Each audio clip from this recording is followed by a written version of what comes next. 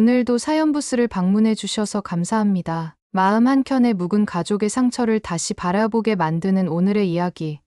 부디 끝까지 함께해 주십시오. 어느 평범한 주택, 누구나 겪을 수 있을 듯한 일상의 틈에서 시작된 냉기 어린 갈등이 한 어머니의 가슴을 얼어붙게 만들었고, 뒤늦은 깨달음이 가족의 운명을 뒤흔듭니다. 지금 문을 여는 이 사연 속에서 우리가 놓치고 있던 온기의 무게를 함께 느껴보시겠어요? 사연부스 시작합니다. 그 동네에서 30년 넘게 살며 작은 된장찌개, 냄비만으로도 이웃을 챙기던 어머니 손옥은 59이 되었지만 여전히 남편 먼저 떠나보낸 빈집을 조용히 지키고 있었다.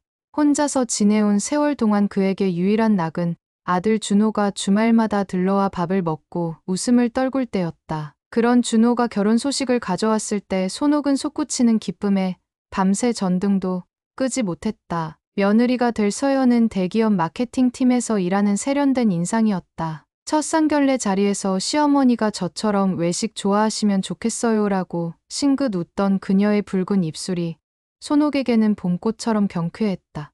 그러나 신혼집에 초대받아 찾아간 첫날, 손옥은 자신의 반찬 바구니가 현관 앞에 놓인 채 집 안으로 들어가지 못하는 낯선 공기를 느꼈다. 서연은 어머님, 냉장고에 공간이 없어요. 다음에 가져오시면 안 될까요? 라며 예의 바른 목소리로 한 발을 물렀지만 잘 다려진 블라우스처럼 팽팽한 어조 속에 가느다란 거절이 숨어 있었다. 손옥은 웃으며 그럼 이거만 김치칸에 넣을게라 말했지만 미세하게 파르르 떤 손끝을 그녀 자신만이 보았다. 시간은 흐르고 두 사람은 첫 손주 소식을 기다렸으나 좀처럼 아이 울음은 들리지 않았다. 그 사이 서연은 프로젝트 성과로 승진했고 회식과 출장으로 집을 비우는 날이 잦았다. 빈집에서 늦은 밤 라면을 끓여 먹는 준호를 생각하면 손옥의 가슴이 서늘했지만 아들이 괜찮아. 현대인 다 그렇게 살아라며 웃어넘기자 더 묻지 못했다. 어느 비 오는 월요일, 손옥은 김치찌개를 한 솥 끓여 아들 집을 찾아갔다. 현관문을 열자 서연은 전화를 받으며 서재로 들어가 버렸고 준호는 엄마 또 무리했어라고 짐을 받아 들더니 싱크대를 살폈다. 냉장고에는 외식 포장 용기와 샐러드 컵이 켜켜이 쌓여 있었다. 손옥은 소리 나지 않게 한숨을 삼켰다. 식탁에 찌개를 올려도 서연은 끝내 같이 앉지 않았다. 준호가 여보, 엄마가 오셨는데 같이 먹자라 하자 서연은 미간을 구기며 나 회의 준비해야 해. 냄새가 배면 곤란해라며 문을 닫았다. 그 순간 손옥은 자신이 초대받지 않은 손님처럼 느껴졌다. 그날 이후 손옥은 반찬을 만들 때마다 혹여 서연의 얼굴이 떠올라 소금을 한 꼬집 덜 넣었다. 그녀는 눈치를 보며 평일 낮에만 슬쩍 들러 반찬만 두고 나오곤 했다. 그러나 어느 순간부터 현관 비밀번호가 바뀌어 있었고 벨을 눌러도 서연은 쉽게 문을 열어주지 않았다. 준호는 당분간 회사 일이 복잡해서 그래, 이해해줘라며 말을 흘렸다. 그 뒤로 모자가 만나는 자리는 카페나 식당으로 한정되었다. 손옥은 아들이 건네는 결제된 영수증과 포장 커피를 손에 쥔 채 아들이 더는 자신을 집에 들이지 않는 이유를 알듯 말듯 헤매었다. 가을이 깊어가던 어느 토요일, 동네 반찬 가게에서 만난 이웃은 농담처럼 말했다. 어머님 며느리분이 어쩜 그렇게 말쑥해요?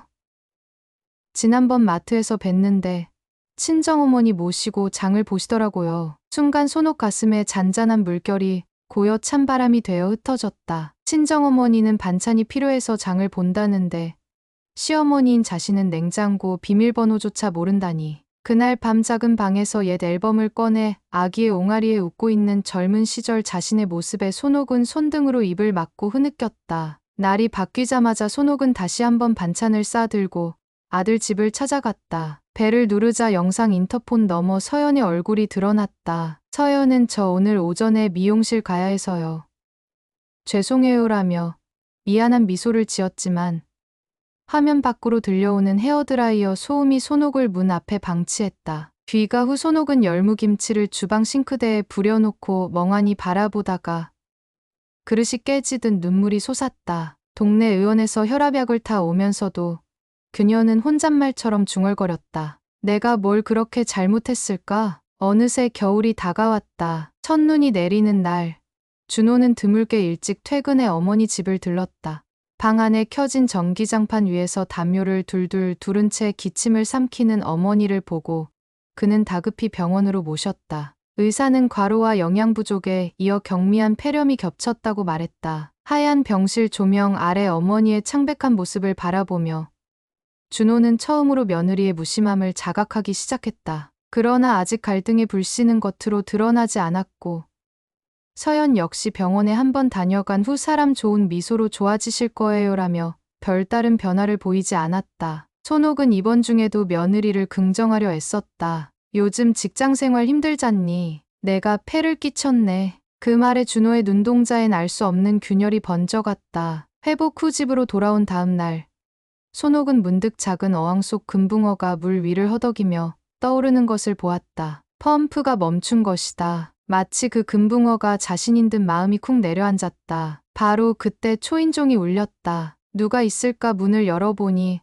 아들 준호가 서 있었다. 엄마, 나랑 같이 저녁 먹자. 그런데 그의 목소리는 어디선가 비에 젖은 나무 향을 품고 있었다. 손옥은 아들에게 어깨를 빌려서야 뒤로서 허리를 펴고 밖으로 나섰다. 걸음마다 겨울 바람은 차가웠지만 어머니의 마음속엔 거리보다 더 깊은 서늘함이 서려 있었다. 그리고 그녀는 알지 못했다. 그 바람 속에서 아들의 결심이 조용히 자라나고 있다는 것을. 이틀 뒤 손옥은 불 꺼진 주방에서 밥솥 뚜껑을 여닫으며 한밤중 허기진 마음을 달래고 있었다. 그때 휴대전화가 울렸다. 화면에는 모르는 번호. 하지만 어머니의 직감은 그것이 서연임을 알렸다. 통화를 누르자 서연의 건조한 목소리가 흘렀다. 어머님, 다음 주 시댁 제사 때문에 가족 모임이 있다는데 저 바빠서 참석이 어려워요. 이해해 주세요. 손옥은 목구멍까지 차오른 서러움을 삼키며 그래. 내 사정이 그렇다면 하고 답했지만 통화가 끊어진 뒤 빈 부엌에 울려 퍼진 기계음의 잔향은 오래 머물렀다. 옛날 같으면 새벽까지 전을 부치며 이웃들과 북적였을 제사 준비가 이제는 가스레인지 조명 아래 홀로 재빠르게 끝나 버릴 것을 생각하니 가슴이 눌렸다. 주말이 되어 제사날이 다가오자 준호는 어머니 집에 도착하자마자 짐을 내려놓고 안부도 묻지 않은 채 휴대전화를 확인했다. 서연이 아직 도착 못한대. 그는 자초지종을 설명하며 아내를 두둔했지만 어머니의 손길은 이미 찬 물에 묵은 물을 씻어내듯 식어 있었다. 춥고 긴 저녁. 끝내 서연이 나타나지 않은 상 위에서 향이 꺼질 때까지 모자는 맞은편 자리를 비워두었다. 아무 말 없이 숟가락이 부딪히는 소리만이 이 집안의 공기를 갈라놓았다. 다음 날 손옥의 집에 도착한 서연은 현관에서부터 깊은 한숨을 내쉬며 말했다. 결혼하고 나니까 제가 어떻게 하면 시댁, 친정 다 챙길 수 있는지 모르겠어요. 솔직히 이젠 저만 생각하고 싶어요. 그 직설화법은 예전에 손옥이 봄꽃이라 여겼던 그 입술로부터 나왔다. 순간 어머니의 머릿속엔 수십 년 전 시댁살이 하면서도 단 한 번 그렇게 말해볼 용기를 내지 못했던 자신의 과거가 떠올랐다. 그녀는 떨리는 목소리로 나도 그랬단다라고 속삭였지만 서연은 듣지 못한 채 가방만 챙기고 돌아섰다. 이날 이후 준호와 서연 부부는 손옥의 존재를 둘러싸고 크고 작은 말다툼을 이어갔다. 그러나 갈등은 기이하게도 부부 침실 안의 조용한 분노로만 맴돌 뿐 밖으로 터져 나오지는 못했다. 준호는 회사에선 유능한 팀장이었지만 집에서는 결정을 미루는 습관이 몸에 밴 사람이었다. 회의에서 날카롭게 의사결정을 내리던 만큼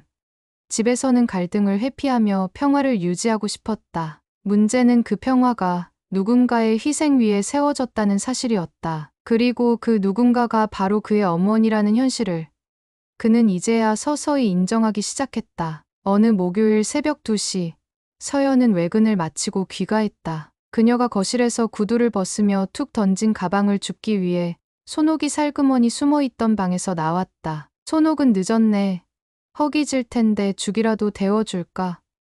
하고 물었지만 서연은 화장을 지운 퀭한 얼굴로 배 안 고파요라며 파우치만 챙기고 욕실로 들어갔다. 문이 닫히자마자 욕실 안에서 전화통화 소리가 흘렀다. 팀장님, 내일 기한서 수정한 오전까지 드릴게요. 네.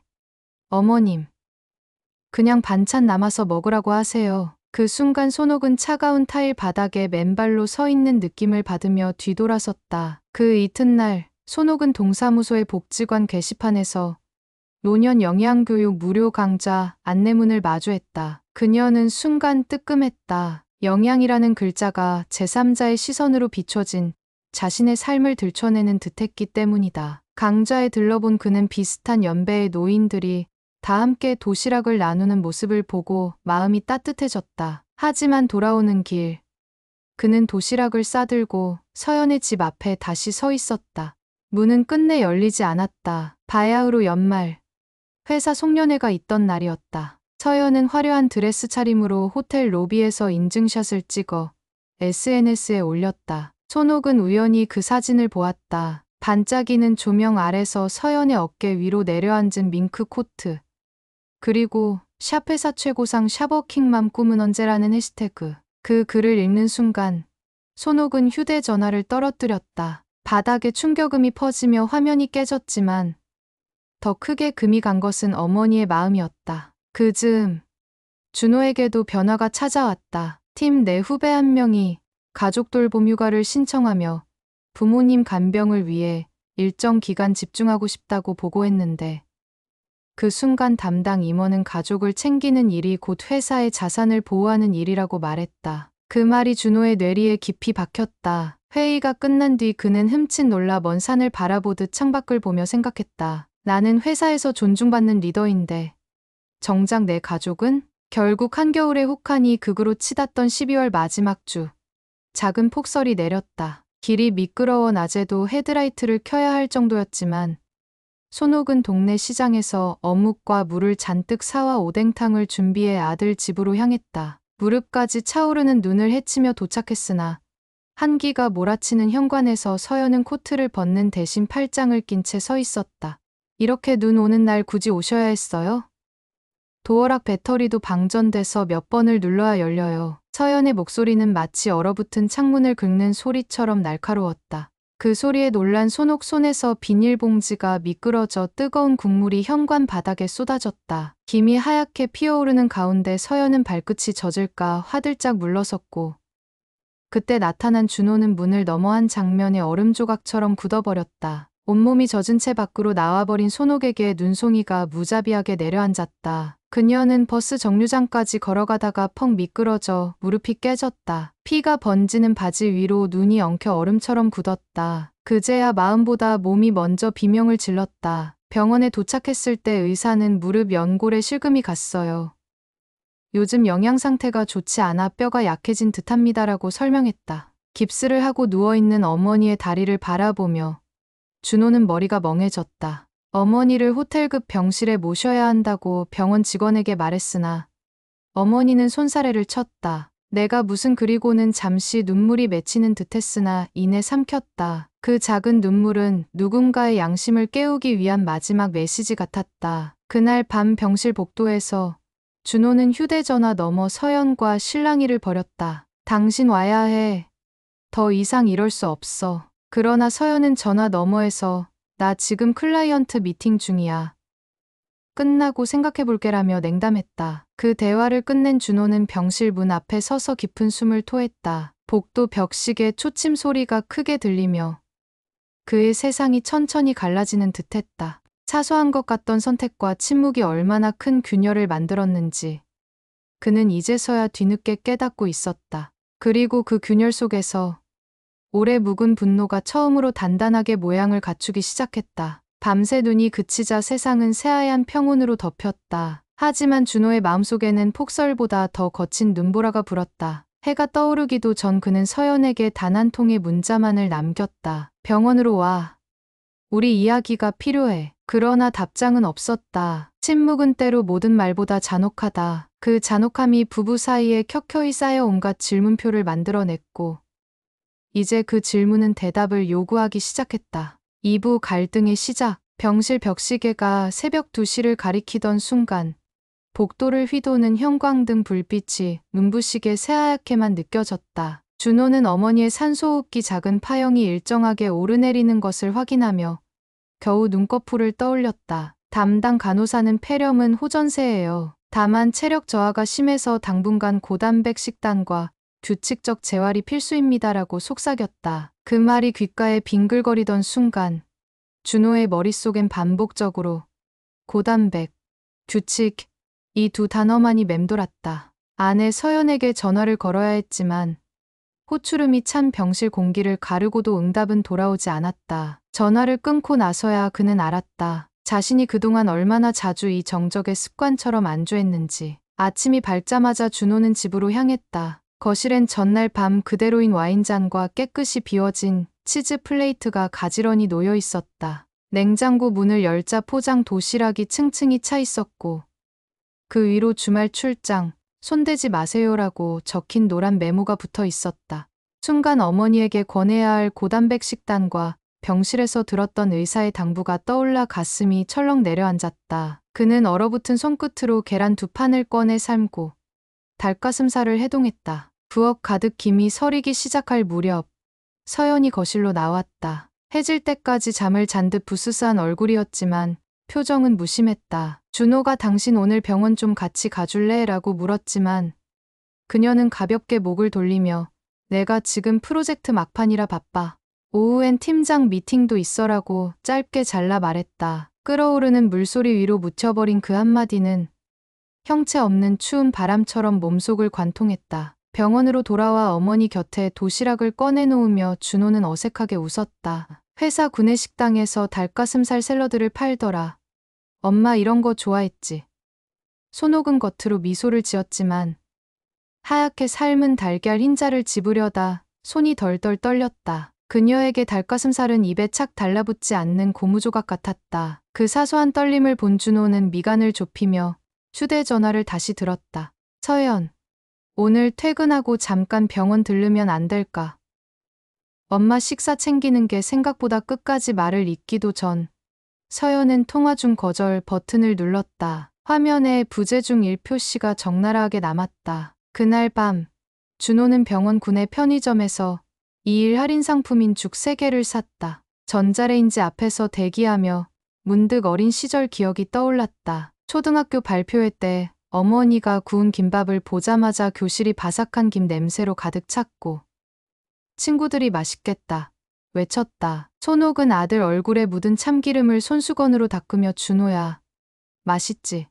하고 웃었다. 그때 따스했던 손끝이 지금은 하얗게 마른 뼈처럼 씻겨 내려간 걸까? 그는 미지근해진 죽 용기를 들고 문득 핸드폰 화면을 다시 켰다. 서연의 SNS에는 샤벌드베스트팀 샤비아군 인증 해시태그와 함께 새로 올라온 회식 사진이 빛나고 있었다. 다음 날 퇴근 후 준호는 차를 몰아 직접 서연의 회사 앞으로 갔다. 퇴근길 로비에서 만난 그녀는 놀란 듯 눈을 크게 떴다. 여긴 웬일이야? 준호는 웃음기 없는 얼굴로 당신과 얘기해야 해. 집에 가자라고 말했다. 차 안에서 두 사람 사이 공기는 질식할 듯 무거웠다. 붉은 신호등이 켜질 때마다 서연은 시계를 확인했고 준호는 엄마 일, 더 이상 미룰 수 없어라고 운을 뗐다. 지금 어머니 도와주는 건 맏며느리로서 최소한의 예의야. 그녀는 의자를 뒤로 젖히며 그러면 왜 당신은 내 커리어를 이해해주지 못해? 난 3년 동안 이 승진만 바라보고 달려왔어라고 쏘아붙였다. 그 순간 준호는 알았다. 서로의 언어가 전혀 닿지 않는 두 거리에서 계속 손짓만 하고 있었음을. 집에 들어서자마자 서연은 거친 숨을 몰아쉬며 패딩을 의자에 내던졌다. 나 내일 새벽팀 화상회의 있어. 병원은 당신이 알아서 해. 준호는 처음으로 목소리를 높였다. 그런데도 당신은 며느리야. 우리 같이 해야 한다고. 그 말에 서연은 쓰디쓴 웃음을 터뜨렸다. 우린 뭐든 같이라고 했잖아. 그런데 왜 시댁 문제만 되면 며느리 타이틀을 꺼내. 그녀의 어깨가 들썩이며 진동처럼 떨렸다. 준호는 말을 잇지 못했다. 늘 서연의 논리는 빈틈없이 날카로웠다. 하지만 그날만큼은 어머니 병실에서 본 주름진 손등이 계속 눈앞을 가렸다. 새벽 3시.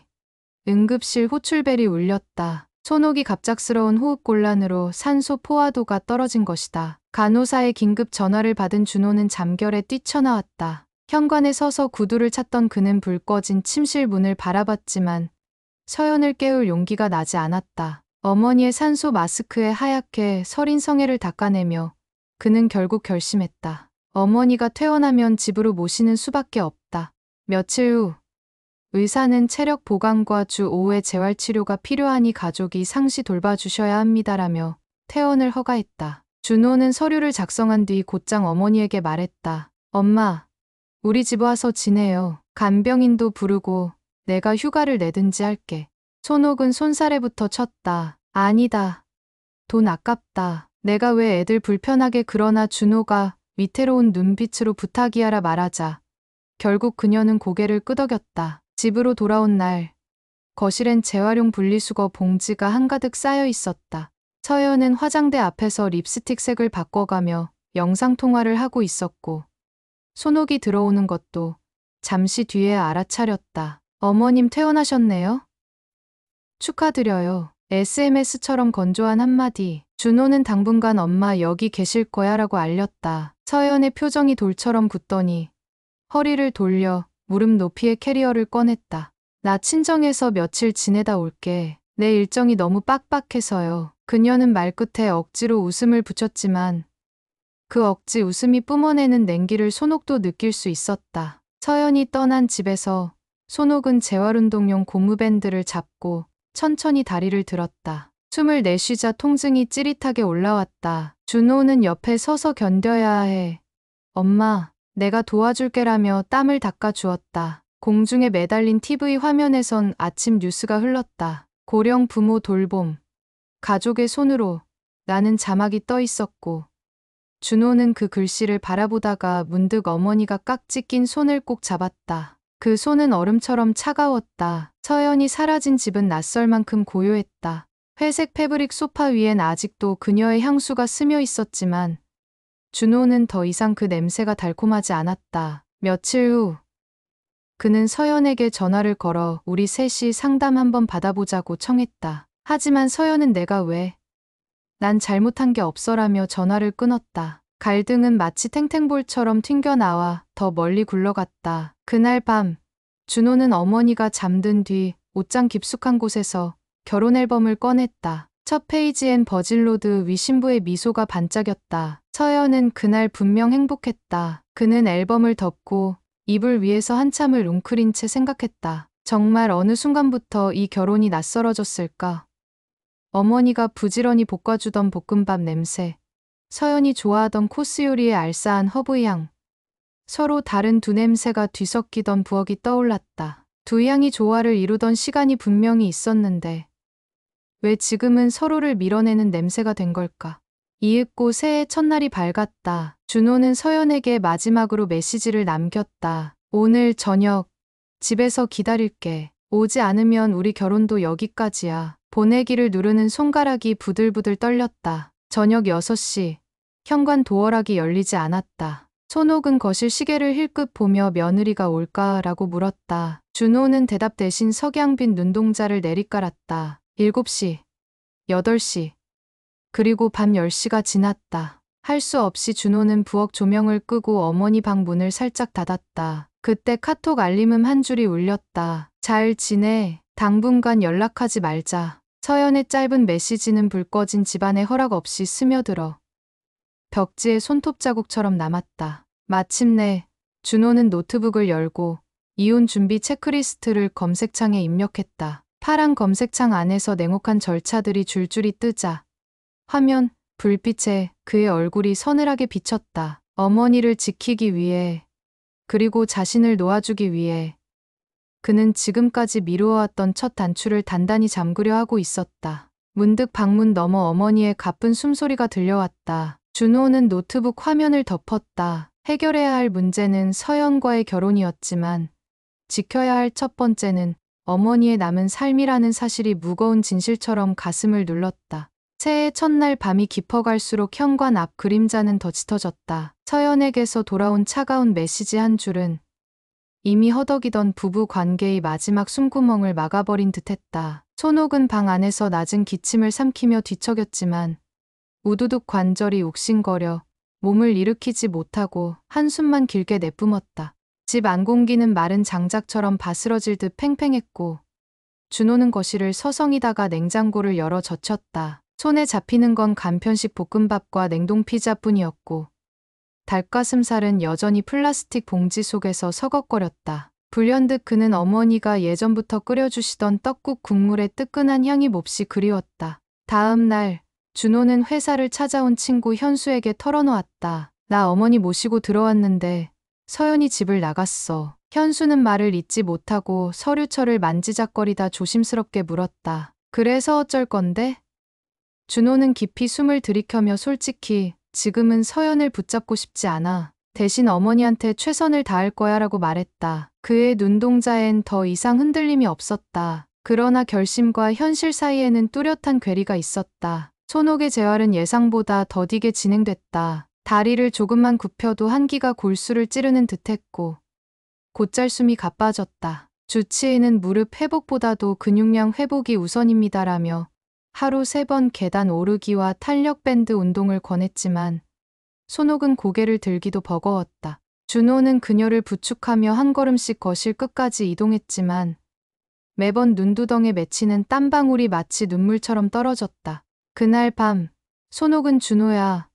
엄마 때문에 내 인생이 멈추는 것 같아 미안하다라고 속삭였다. 준호는 멈춘 게 아니라 다시 시작한 거야 라고 답했으나 목 안이 뜨겁게 쓰라렸다. 서연이 없는 집안 살림은 생각보다 엉망으로 돌아갔다. 세탁 바구니가 하루 만에 가득 찼고 수도 계량기 침침한 글씨를 어머니 대신 읽어줄 사람이 필요했다. 퇴근 후 재활 지도를 하고 야근 대신 장을 보다가 집에 돌아오면 새벽 2시가 훌쩍 지났다. 몸이 2개라도 모자랄 지경이었다. 어느 저녁 식탁 위에 놓인 의약품 설명서를 확인하던 준호는 모자란 수면 시간 탓에 글씨가 흔들리는 것 같아 눈을 비볐다. 그때 손옥이 주저하며 말했다. 나 재활원 단기 입소 프로그램이 있대. 2주만 들어가 있을까?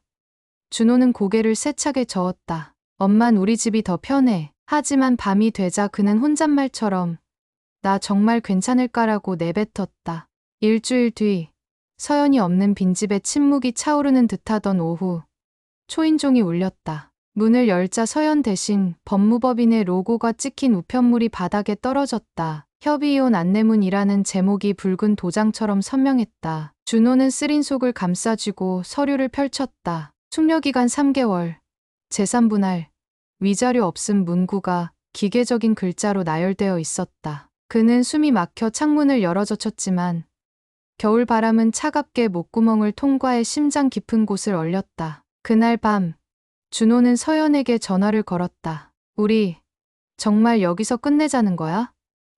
그러나 신호음은 다시 무시되었고 이어지는 음성사서함 안내가 무기처럼 날아왔다. 다음 날 아침 손옥은 아들의 낯빛이 심상치 않음을 눈치챘다. 푸른 수세미로 그릇을 문지르다 말고 무슨 일 있니? 라고 물었다. 준호는 처음엔 말끝을 흐렸다. 하지만 그가 꺼낸 문장을 손옥은 피할 수 없었다. 서연이 이혼하재. 손옥은 순간 손에 힘이 풀려 물컵이 쨍하는 소리를 내며 깨졌다. 파편 사이로 흐르는 물줄기처럼 그녀 눈과도 한순간에 젖어들었다. 그러다 스스로를 다잡든 내가 문제였지.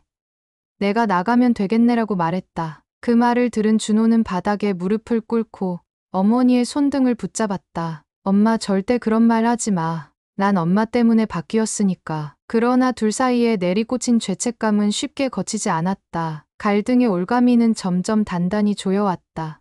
회사에선 팀장 로드맵 발표가 코앞이었으나 준호는 보고서를 밤새 완성해놓고도 제출 버튼을 누르지 못했다. 서연의 이름이 들어간 팀 공로 표기가 마음을 흔들었기 때문이다. 회의실 유리창 너머로 동이 트자 그는 결심했다. 선언이라는 단어를 떠올리며 상사를 찾아갔다. 팀장님, 개인 사정으로 잠시 현업을 내려놓고 부모님 돌봄휴직을 쓰고 싶습니다. 상사는 예상을 뒤엎고 회사도 가족 경영입니다. 돌아갈 자리 걱정 마세요라며 서류를 내밀었다. 도장 찍히는 소리가 고막 깊숙이 울려 퍼질 때 준호는 처음으로 거대한 무게가 어깨 위에서 조금 내려간 듯한 안도감을 느꼈다. 그 사이 서연은 SNS에 샵새 출발 샤보라벨이라는 해시태그와 함께 밝은 미소를 올리고 있었다. 이어폰을 꽂은 채 휴대전화 화면을 내리던 손옥은 우연히 그 게시물을 본 순간 앉아있던 쿠션이 마치 얼음처럼 차가워지는 느낌을 받았다. 그녀는 핸드폰을 천천히 내려놓고 눈을 감았다. 꿈틀대는 열패감과 죄책감이 뒤섞여 위장을 헤집었다.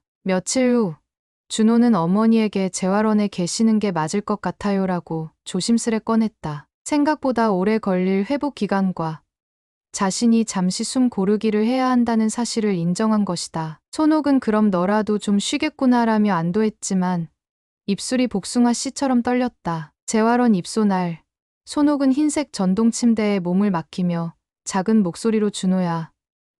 내 아버지 따라간 뒤로 나는 내가 자랑이었어라고 말했다. 준호는 눈시울이 붉어졌지만 애써 고개를 끄덕였다. 문이 닫히자 재활원 복도에 퍼지는 소독약 냄새가 유독 쓰리게 느껴졌다. 그 길로 준호는 서연이 머무는 친정집 근처 카페로 향했다. 그는 마지막으로 결혼 반지를 빼서 테이블 위에 올려두고 노트북을 열었다. 혼자 남는다는 두려움보다 사랑 없이 사는 것이 더 두렵다라는 문장을 적고 이메일 제목 칸엔 우리의 마지막이라 입력했다.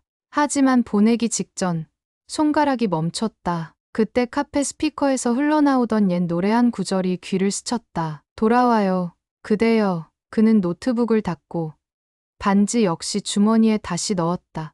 마지막 확답을 듣기 전까진 아직 끝이 아니라고 생각했다. 집으로 돌아와 이불을 털어 햇살에 널고 묵은 빨래를 삶아내던 오후 벽걸이 TV 뉴스 속보가 귀를 때렸다. 서울 강서구 아파트 화재. 입주민 대피 중. 화면 아래 마케팅 대기업 서연 경미한 흡입 화상이라는 자막이 흐르는 순간 준호는 손에 들고 있던 세제를 떨어뜨렸다. 심장이 거세게 두근거린 채 그는 눈 깜짝할 사이에 코트를 걸치며 현관을 뛰쳐나갔다. 병원 응급실. 서연은 팔에 붕대를 감은 채 산소 마스크를 쓰고 있었다. 친정어머니가 곁을 지키고 있었고 준호가 문을 박차고 들어서자 그를 바라보며 문시호를 불켰다. 불이 나서 옆집 아이 구하려다 연기를 많이 마셨대요. 그 말에 준호는 맥이 풀려 벽에 몸을 기댔다. 서연의 얼굴은 푸석했지만 눈꺼풀 아래 아주 미세한 떨림이 있었다. 그는 어머니의 무릎에 손을 얹듯 서연의 손등을 살며시 잡았다. 서연의 눈이 천천히 떠졌고 준호는 낮고 단단한 음성으로 말했다. 살아줘서 고마워. 그 한마디에 서연의 눈에서 눈물이 흘렀다. 어쩌면 두 사람 모두 자신에게조차 숨겨온 연약한 마음이 불길 속에서 드러난 것일지도 몰랐다. 서연이 병실로 옮겨지고 밤이 깊어지자 준호는 복도 창가에서 깊은 숨을 내쉬었다. 창밖엔 빗방울이 오롯이 번져가며 붉은 구급차 경광등을 흩뜨리고 있었다. 번쩍이는 불빛 속에서 그는 문득 깨달았다. 우리가 서로를 놓친 것은 순간이 아니라 누적된 무관심과 침묵이었구나. 그리고 그 무거운 사실 위에 어머니가 흘린 땀과 눈물이 얼마나 오래 전부터 쌓이고 있었는지 실감했다. 새벽 2시, 준호는 서연의 침대 옆 의자에서 고개를 끄덕이며 잠이 들었다. 그리고 꿈속에서 어머니와 아내가 한 식탁에 마주 앉아 하얀 손수건을 겹쳐 접는 광경을 보았다. 그 장면에서 풍겨나온 밥 냄새는 따뜻했고 서연의 웃음은 소녀처럼 맑았다. 깨어나 보니 서연은 침대에 몸을 반쯤 일으켜 준호를 바라보고 있었다. 그녀가 미안해라고 입모양을 만들었다. 목소리는 나오지 않았지만 그 두 글자가 이 밤의 긴장감 위로 녹아내리듯 퍼졌다. 갈등의 심화는 마침내 절정으로 향했다. 활활 타오르던 불꽃이 흔적을 남기고 꺼져가듯 두 사람의 가슴에도 어느새 미세한 재가 내려앉고 있었다. 하지만 잿더미 속에서 다시 피어오를 불씨가 따스한 빛일지 더 거센 불길일지는 아직 알 수 없었다. 이제 남은 것은 서로가 과연 재를 뒤집어 열기를 되살릴 준비가 되어 있는지, 그리고 그 열기가 어머니의 손을 또 한 번 데우는 온기가 될 수 있는지 서로를 향해 묻는 일뿐이었다. 서연이 흡입 화상을 치료하는 동안 병실 창문 밖으로 초봄의 빗줄기가 연무처럼 내려앉았다. 창가에 엎드린 그녀는 하얗게 탈색된 팔붕대를 바라보다가 불길 속에서 떨리던 어린아이의 손을 떠올렸다. 숨이 차오르던 그 순간 머릿속에 떠오른 것은 다름 아닌 손옥의 얼굴이었고 이상하게도 그 얼굴이 집 현관에 쏟아지던 오뎅 국물과 함께 겹쳐졌다. 서연은 눈을 감고 귀를 막은 채 중얼거렸다. 왜 그때 나는 발을 물러섰을까? 그 질문은 곧이어 더 깊은 곳을 찔렀다. 내가 바라던 자유란 사실, 다른 누군가의 땀 위에 앉은 왕좌 아니었을까? 붕대를 두른 손끝이 떨리자 핏기 없는 손톱 밑으로 뜨거운 혈류가 스며드는 듯했고 그 열기는 서서히 가슴께로 번져 오래 방치했던 죄책감의 구석을 녹였다. 한편 준호는 재활원에 들러 어머니의 체중과 혈압을 재고 물리치료 과정을 지켜본 뒤 곧장 서연의 병실로 향하는 생활을 이어갔다. 처음에는 의무감이 몸을 끌었지만 매일 조금씩 변하는 아내의 표정을 확인하고 싶은 마음이 비중을 키웠다. 병실 문을 열 때마다 맞닥뜨리는 서연의 시선은 처음엔 얼음 같았으나 어느 날부터인가 봄눈처럼 약하게 물기를 머금었다. 그 변화를 눈치챘을 때 준호는 무겁게 잠겨있던 자신의 마음에도 작은 파문이 번지는 것을 느꼈다. 서연은 투명한 링거액 방울을 가만히 바라보며 이야기했다. 당신이 없었으면 나 정말 외로웠을 거야. 그 불쑥 내뱉은 문장 속에는 자존심보다 큰 두려움이 숨어 있었고 준호는 대답 대신 물컵에 따뜻한 보리차를 따라주었다. 컵을 건네며 그는 낮은 목소리로 말했다. 당신이 외로웠다는 말, 사실 나도 매일 외로웠어. 그 짧은 고백이 병실 천장의 부드러운 연기처럼 떠오르자 두 사람은 동시에 시선을 내리깔았다. 서로의 빈틈을 숨기기 위해 썼던 모든 날카로운 말들이 그 순간 손쉽게 허물어지는 듯했다. 며칠 뒤 서연은 퇴원 전 마지막 검사를 받으며 병원 옥상 정원에 나섰다. 팔 붕대 위로 스치는 바람이 따끔했지만 새순이 돋은 화단의 흙냄새가 이상하게도 오래전 시골 할머니 집 기억을 불러왔다. 그녀는 그때의 따뜻한 청국장 향, 흙 묻은 손바닥, 그리고 마당 우물가에서 뛰어놀던 자신을 떠올리며 문득 한 가지 결심을 세웠다. 내가 지금의 나를 만든 건 일만이 아니라 누군가의 돌봄이었구나. 준호가 뒤에서 걸어와 옆에 서자 그녀는 고개를 들어 말했다. 퇴원하면 어머님 뵙고 싶어. 그냥 인사라도. 예상치 못한 제안에 준호는 미세하게 숨을 들이켰다. 그러나 놀라움 뒤로 밀려온 것은 설명하기 어려운 안도였다. 이튿날 준호는 흰색 소형 승합차를 빌려 재활원으로 향했다. 방 안에서 재활용 탄력밴드를 잡고 있던 손옥은 아들 품에 안겨 차에 오르면서도 나 퇴원해도 될까? 라고 머뭇거렸다. 준호는 오늘은 특별한 날이야라며 고개를 저었고 손옥은 의미를 짐작하지 못한 채 창밖을 바라봤다. 차량이 병원 주차장에 당도했을 때 서연은 새로 산 소박한 베이지색 트렌치코트 차림으로 서 있었다. 그녀는 직장인 특유의 빠른 걸음 대신 조심스러운 발걸음으로 다가와 인사했다. 많이 기다리셨죠, 어머님. 손옥은 처음엔 잠시 말을 잃었다. 그 목소리에서 냄새나던 차가운 금속성이 사라지고 대신 어쩐지 어린아이 같은 맑은 떨림이 배어 있었기 때문이다. 서연이 푹 숙인 허리를 일으키자 손옥은 붉은 안광을 애써 삼키며 고맙다고 겨우 답했다. 그 순간 손등을 잡은 서연의 손이 뜨겁도록 따스했다. 세 사람은 집으로 돌아오는 길에 작은 국수집에 들렀다. 허름하지만 국물 맛이 깊은 그곳에서 서연은 테이블 위로 흰 봉투를 내밀었다. 어머님 재활 도우미 선생님 섭외했어요. 제가 담당자랑 이야기 다 해뒀어요. 손옥은 봉투를 밀어 돌려주려 했지만 서연은 손등을 덮으며 말했다. 제가 그동안 어머님께 빚졌으니까요. 말끝이 떨렸고 그녀는 다시 이어서 속삭였다. 솔직히 저한테 시댁은 업무처럼 느껴졌어요. 도망가고 싶을 때가 많았어요. 하지만 불이 났을 때 누군가를 구해야겠다는 생각을 하면서 깨달았어요. 내가 사랑받았던 시간들을 자꾸 외면했구나.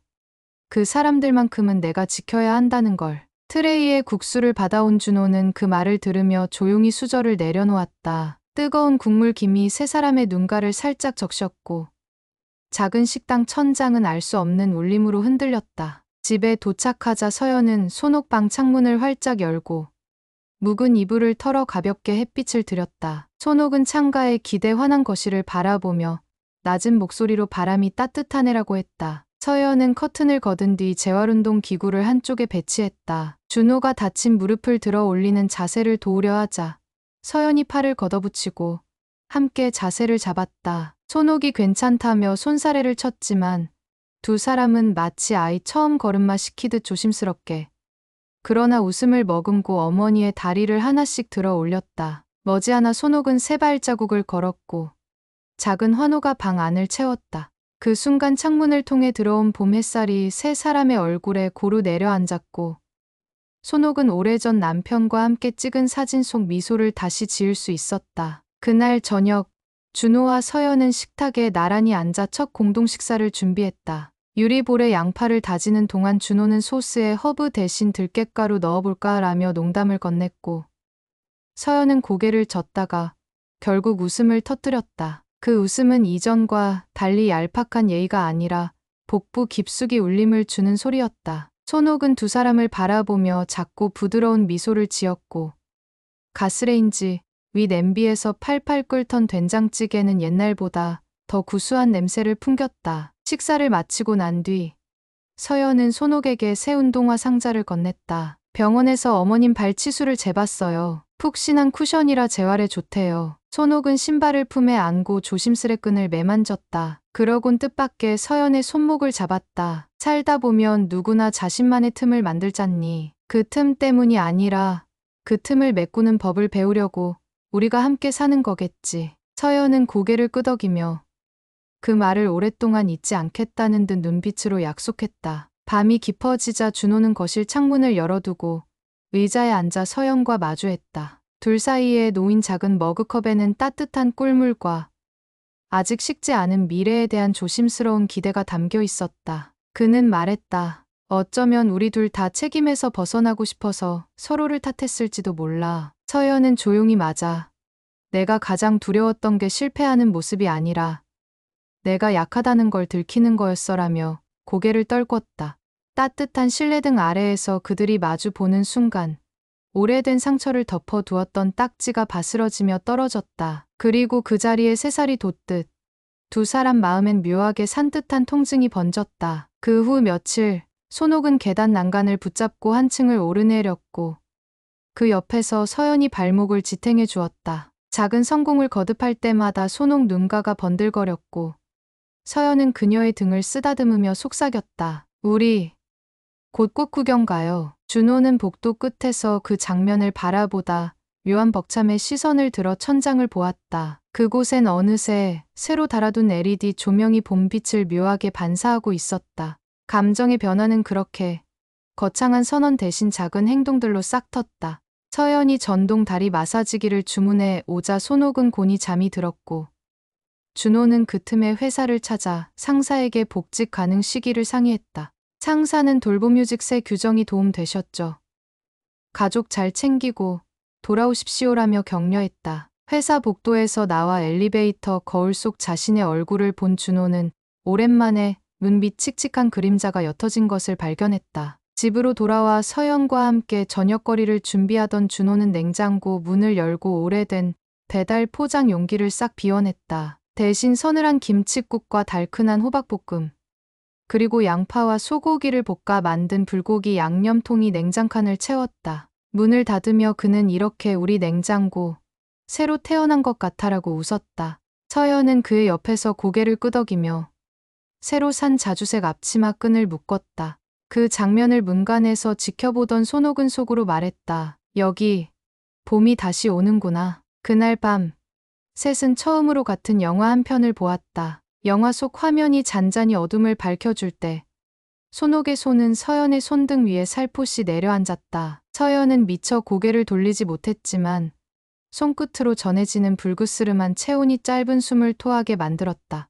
영화가 끝났을 때 손옥은 앉은 자리에서 일어나 거실 스탠드를 끄며 낮게 말했다. 이렇게 셋이 같은 소리를 들은 게 얼마만이냐. 목소리가 살짝 떨렸지만 그 떨림은 불안이 아니라 온기였다. 감정적 변화의 밤은 길고도 부드러웠다. 긴 겨울밤 끝에 찾아온 푸른 새벽녘 달빛이 거실에 스미고 냉랭했던 벽지조차 희미하게 후광을 띠는 것만 같았다. 그때 준호는 서연에게 조용히 속삭였다. 우리 이 집을 집이라고 다시 부르자. 서연은 오롯이 그 말을 듣고 눈물을 삼키듯 고개를 끄덕였다. 작은 탁자 위에 놓인 세 개의 물잔이 서로 다른 빛으로 반짝이며 마치 서로를 비춰주는 거울 같았다. 그리고 손옥은 속으로 기도했다. 이 빛이 오래오래 머물게 해달라고. 오부 감정의 해소. 봄 기운이 한층 짙어지자 세 사람은 매주 토요일마다 가까운 한강공원으로 나가 재활 겸 산책을 했다. 손옥은 처음엔 보행보조기를 밀며 팔뚝에 힘을 잔뜩 주었지만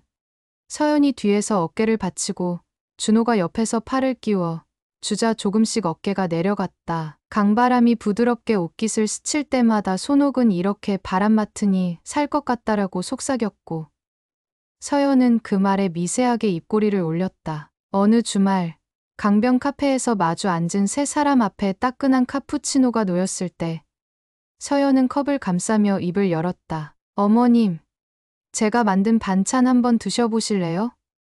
손옥은 눈을 동그랗게 뜨고 고개를 끄덕였다. 그날 저녁 식탁 위엔 서연이 직접 만든 닭가슴살 들깨죽이 올랐고, 손옥은 국자에 퍼 담긴 알알이 부드러운 쌀알과 고소한 들깨향을 음미하며 어디서 이런 비법 배웠니? 라고 물었다. 서연은 부끄러운 듯 웃으며 휴대전화 속 노트 앱을 열어 보여줬다. 퇴원하기 전에 영양사 선생님께 레시피를 배웠어요. 어머님이 드셔야 하니까 진짜 잘하고 싶었어요. 그 순간 식탁 위 무거웠던 침묵이 스르르 녹아내렸고, 준호는 물잔을 들어 조용히 흔들며 마음속 불안을 내려놓았다. 그 주 월요일, 준호는 복귀 첫날을 맞았다. 책상 위에 쌓인 서류 더미를 정리하며 동료들에게 이제부터는 퇴근 후엔 집으로 바로 가겠다고 선언했다. 팀원들은 한순간 당황했으나 곧이어 우린 사수님처럼 살고 싶다는 농담 섞인 박수를 보냈다. 그날 오후 회의실에서 새 프로젝트 브리핑이 열렸을 때 상사는 준호에게 가족 시간 지키기 프레임을 파일럿으로 돌려보라고 제안했다. 누구도 예상하지 못했던 결론이었다. 준호는 마음속 깊이 고개를 숙였다. 집으로 돌아오는 길, 그는 조금 들뜬 마음으로 카카오톡 단체방에 오늘 저녁은 갈비찜 어때? 라고 보냈다. 잠시 후 서연이 갈비 양념은 내가 할게요라 답했고, 손옥이 당근하고 대파는 내가 다듬어 둘게라고 이어 적었다. 대화창에 동그란 하트 이모지가 줄줄이 달렸다. 세 사람 마음에도 같은 모양의 하트가 피어오르는 듯했다. 퇴근 뒤 부엌에 모여 재료를 손질하는 동안 손옥은 어깨를 젖히며 말했다. 예전엔 김장도 혼자 하루에 10폭이 넘게 했는데 요즘은 칼질이 어색해. 서연은 칼끝을 멈추고 그 말에 맞장구를 쳤다. 저도 회사에서 기획서만 쓰다 보니 요리하다가 스스로 놀라요. 그런데 이상하게 칼이 들어갈 때마다 기분이 편안해지고 말을 잇다 보니 눈가가 붉어졌다. 그 감정을 들키지 않으려 서연은 고개를 숙였지만 손옥이 고무장갑 낀 손으로 그녀의 팔뚝을 가만히 토닥였다. 음식은 손맛보다 마음맛이야. 이렇게 셋이 힘합치니 양념이 2배로 배네. 그 말에 폭신한 웃음이 터지고 전기밥솥 증기에 김이 솟아올라 부엌 천장이 희끗해졌다. 익어가는 갈비 냄새가 집안 공기를 묵직하게 메우자 서연의 눈에서 눈물이 하나 뚝 떨어졌고, 준호는 그 눈물을 보며 말없이 수저를 들었다. 삼켜둔 안도와 미안함이 갈비장처럼 짙어지는 밤이었다. 이튿날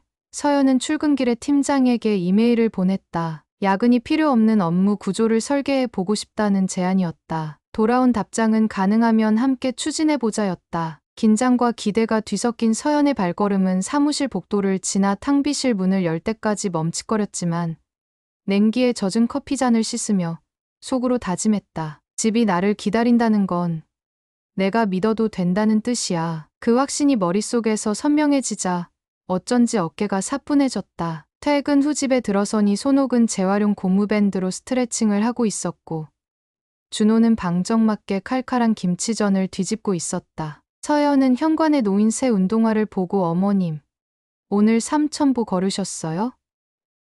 하고 묻자 손옥은 1,000보쯤 더 걸어야 속이 시원할 것 같다며 웃었다. 그 웃음에서 힘없는 한숨 대신 건강한 의지가 느껴졌다. 서로를 바라보며 고개를 끄덕이는 두 사람 뒤로 팬 위 김치전이 노릇하게 익어가며 기름 튀는 소리가 작은 박수처럼 울렸다. 시간이 흘러 4월이 되자 손옥은 의사의 진단서에 보행 정상 근력 회복이라는 문구를 받았다. 병원 복도를 걸어 나오면서 손옥은 부쩍 고든 등을 세웠다. 준호는 챙겨온 서류 봉투를 꽉 잡은 채 이젠 엄마가 우리 지킬 차례야라 농담을 던졌고, 손옥은 그래, 나 금방 쇠죽도 끓일 수 있어라며 장난스럽게 으쓱했다. 서연은 그 모습을 사진으로 남기며 속으로 속삭였다. 지금 이 장면이 아마 내 인생에서 제일 긴 영화의 클라이맥스겠구나. 그날 저녁 세 사람은 집 근처 매화나무 아래서 셀카를 찍었다. 잔잔한 꽃잎이 바람에 날리자 손옥은 가만히 손바닥을 펼쳐 꽃잎을 받아들었고, 서연은 숨죽여 그 손을 감쌌다. 세 사람의 그림자가 연등처럼 겹쳐한데 엉겼고 어느 누구의 그림자도 외따로 떨어지지 않았다. 5월 첫째 주, 서연이 다니던 회사는 대대적인 구조 조정 소문으로 술렁였다. 팀장들은 인건비 절감을 위한 희망퇴직 리스트를 비밀리에 작성했고 서연의 이름이 거론된다는 말을 동료에게 전해 들은 서연은 순간 숨이 턱 막혔다. 하지만 곧 마음속에서 낮은 목소리가 울렸다. 집을 지키겠다던 결심. 너 정말 지킬 수 있니? 그날 오후 회의실에서 인사팀장이 개인 희망사항을 이메일로 달라고 말했을 때 서연은 자리에서 일어나 허리를 굽혔다. 저는 집과 일을 병행하는 새로운 포맷을 제안합니다. 만약 받아들여지지 않는다면 퇴사를 고려하겠습니다. 회의실이 쥐 죽은 듯 조용해졌다. 팀장은 난감한 기색으로 돋보기를 벗었다. 숨막히는 순간이 흐르다. 뜻밖에도 최고 경영자 CEO가 가족 친화제도 파일럿을 원래 서연 씨 팀에서 논의해왔죠. 한번 시범 돌려봅시다라며 타이핑을 멈췄다. 회의실 그늘진 공기에 결과가 번개처럼 스며들었고 서연은 가슴 안쪽에서 심장이 세게 두드리는 소리를 들었다. 퇴근 무렵 서연은 준호에게 집 앞 공원에서 보자고 메시지를 남겼다. 벤치에 앉아 바람을 맞으며 그녀는 나 회사와 싸워봤어. 우리 시간 지키려고라고 조용히 말했다. 준호는 잠시 숨을 골랐다가 손목시계를 벗어 서연 손에 놓았다. 이건 아버지 유품이야. 어려운 때마다 엄마와 나를 지켜줬어. 이젠 당신이 차고 우리 가족 시간을 맞춰줘. 시계 초침이 고요히 움직였고 노을빛이 금속 표면에 반사되며 두 사람의 눈동자 속을 번들거리게 비췄다. 그 순간 서연은 자존심 같은 무언가가 녹아내리는 것을 느꼈다. 준호의 손을 잡으며 이제 어느 방향으로든 같이 가보자라고 속삭였다. 며칠 뒤 손옥은 동사무소에서 열린 시니어 요리봉사단 설명회를 듣고 돌아와 두 사람 앞에서 봉사단 조끼를 흔들어 보였다.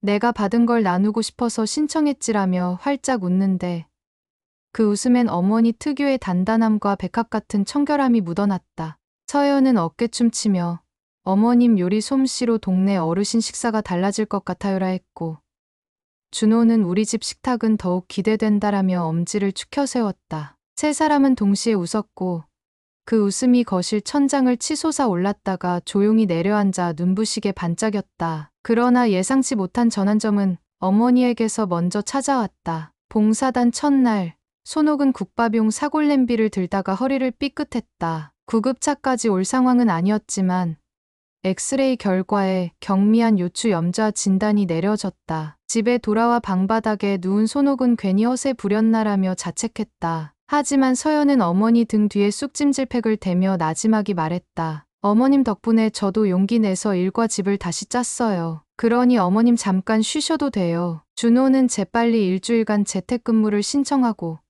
식사 담당을 자처했다. 허리가 아픈 동안 손옥은 꼼짝없이 누워야 했지만 창문을 통해 들어오는 마당 햇살이 따뜻했고 부엌에서 탕 끓는 소리와 두 남녀의 웃음이 자장가처럼 들렸다. 그녀는 눈을 감고 이젠 누워 있어도 마음이 편하다는 평안을 처음으로 느꼈다. 일주일 뒤 다시 걸음을 뗀 손옥은 첫 봉사단 재개 날 접수대에서 환히 웃고 있었다. 서연은 더 이상 업무 이메일을 밤새 확인하지 않았고 준호는 부모 돌봄휴직 복귀 후에도 팀원들에게 칼퇴 문화를 지키자라며 새 지침을 공유했다. 집과 회사 그리고 동네 마을회관까지 세 사람의 동선은 한눈에 보면 복잡했지만 얽힌 선들이 서로를 잡아당기며 단단한 그물망이 되어 갔다. 여름 장마가 끝난 7월 초 손옥은 의료용 지팡이를 내려놓고 스스로 마트 카트를 끌 만큼 회복됐다. 그녀는 카트에 토마토와 살구를 담으며 이젠 달걀판도 들 수 있겠다고 너스레를 떨었고 서연은 오늘 저녁은 과일 냉국으로 입맛 살려요라며 쉴 새 없이 레시피를 검색했다. 준호는 두 사람이 장보는 모습을 뒤에서 휴대전화 카메라로 찍어 SNS에 올렸다. 샵 우리 세 식구 샵 회복 중 해시태그 아래 여느 가족과 다를 바 없는 웃음 사진이 반짝였다. 놀랍게도 그 게시물에는 회사 동료 봉사단 친구의 이웃들까지 줄줄이 응원한다는 댓글이 달렸다. 그날 밤 방 안조명을 끄고 침대에 누운 준호는 배열된 사진들을 넘기다 문득 멈췄다. 첫 장은 결혼식 날 꽃길을 걷는 자신과 서연, 중간엔 깁스를 한 어머니가 미소 짓는 사진, 그리고 마지막 장엔 한강공원 산책길에서 서로 팔짱 낀 세 사람 모습이 있었다. 준호는 깨달았다. 새 이야기가 이어져 하나의 앨범을 만든 것처럼 자신들도 서로 다른 순간을 엮어 한 집의 역사를 짓고 있음을 그는 마음속으로 낮게 속삭였다. 지금 이 집은 우리가 함께 지은 자리야. 그리고 서연을 바라보며 우리 앞으로도 이 집을 손잡고 지키자고 말했다. 서연은 눈을 뜨고 고개를 끄덕였다. 며칠 뒤 서연은 회사에서 가족 친화 유연근무 시범 모델 발표자로 선정돼 사내 컨퍼런스에 섰다. 스크린에 뜬 그래프와 달리 그녀의 목소리는 뜻밖의 따뜻했다. 가장 큰 생산성은 돌아갈 집이 있다는 확신에서 나온다는 결론에 청중은 길고 잔잔한 박수를 보냈다. 손옥과 준호는 뒤쪽 객석에서 그 박수를 함께 쳤다. 발표가 끝나고 세 사람이 엘리베이터를 타자 문이 닫히기 전 동료 한 명이 외쳤다. 서연 씨, 오늘 언젠가 책 쓰세요. 문이 닫히며 세 사람은 동시에 웃었다. 가을이 다가오자 손옥은 봉사단에서 손맛 선생님으로 불리며 국 끓이는 비법 특강까지 요청받았다. 된장에 고추장 한 꼬집 섞으면 구수함이 배가 되라며 비결을 설명하다가 문득 예전 서운함을 떠올렸다. 하지만 이제 그 기억은 더 이상 가시처럼 찌르지 않았다. 사랑하는 사람들과 먹은 수많은 밥상의 온기가 뾰족했던 기억 위에 부드러운 덮개처럼 덧씌워졌기 때문이다. 10월 어느 청명한 주말, 세 사람은 근교 산사로 단풍 나들이를 갔다. 절집 뒤 능선에서 바람이 소나무를 스치며 소량을 퍼뜨리자 손옥은 두 팔을 벌리고 깊이 숨을 들이켰다. 이 냄새, 오래 살고 싶게 하네. 그 말에 준호가 뒤에서 손을 흔들며 100살까지 예약하셨습니다라 농담을 던졌고 서연은 괴성을 지르며 그럼 저는 101살이라 받아쳤다. 세 사람의 웃음소리가 산 능선을 타고 퍼져나가자 머리 위로 날아가던 까치 한 쌍이 놀라 날갯짓을 크게 했다. 해질녘 절집 마당에 걸린 풍경이 맑은 소리를 냈다. 손옥은 돌계단에 앉아 배낭에서 싸운 호박을 깎아 강된장에 찍어 먹으며 말했다. 내가 예전에 말이지, 혼자 살 때 냄비 하나로도 버텼는데 지금은 냄비 2개가 모자랄 정도로 풍족하네. 서연은 그 말을 들으며 호박 조각을 집어 입에 넣었다. 달큰한 과즙이 터지자 눈이 동그러졌다. 어머님 손맛, 진짜 국보급. 준호는 둘을 바라보다가 갑자기 손옥에게 묻었다. 엄마, 올겨울엔 김장 12포기 어떠세요? 손옥은 허리를 세우고 말끝을 올렸다. 12포기. 나 혼자면 힘들지. 잠시 뜸을 들이더니 활짝 웃으며 덧붙였다. 근데 3명이면 가능하겠네. 그 말에 세 사람의 웃음이 다시 터졌다. 해가 저물 무렵 산사 울력을 돕던 스님이 다가와 말없이 작은 향낭 하나를 내밀었다. 세 분 웃음이 절집에 복을 가져왔습니다라는 짧은 인사와 함께였다. 향낭 속엔 소립과 맑은 한지에 적힌 글귀가 들어있었다. 한 집에 새 마음이 모이면 봄꽃이 지지 않는다. 손옥은 글귀를 읽고 살짝 목이 메었고 서연은 향낭을 조심스레 품에 넣었다. 준호는 하늘이 연분홍으로 물드는 모습을 올려다보며 봄꽃이 지지 않는 집이라라 속으로 되뇌었다. 집에 돌아온 뒤 세 사람은 거실에 둘러앉아 첫 김장 일정을 정했다.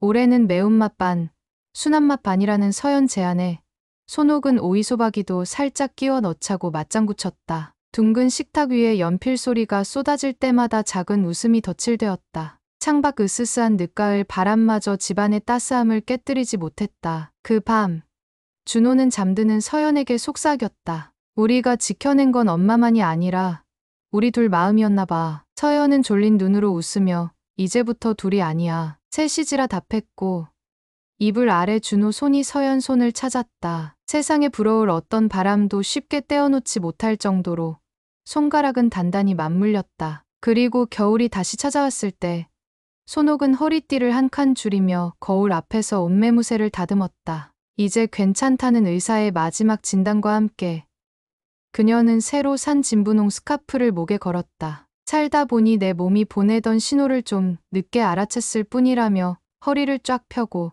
현관문을 나섰다. 서연과 준호는 양손 꽉 찬 장바구니를 들고 뒤따랐다. 첫눈이 소복이 내려앉은 동네 골목길에서 셋은 눈 위에 쿵쿵 발자국을 남기며 친구처럼 장난을 쳤고 웃음소리는 포근한 눈송이처럼 땅에 스며들었다. 부엌 전등 아래 김치통 뚜껑을 닫으며 서연은 깊게 숨을 들이마셨다. 올해 김장은 성공이에요. 손옥은 매끈한 단단함이 느껴지도록 김치통 양쪽을 눌렀다. 잘 익으면 겨울 밥상이 든든하겠어. 준호는 두 사람 사이에 선 채 눈을 감고 김치 양념 향을 들이켰다. 세 사람 어깨가 자연스레 부딪힐 만큼 가까웠고 그 거리는 지난 겨울 눈보라가 묻힌 재를 깨끗이 쓸어낸 자리만큼 넓어 보였다.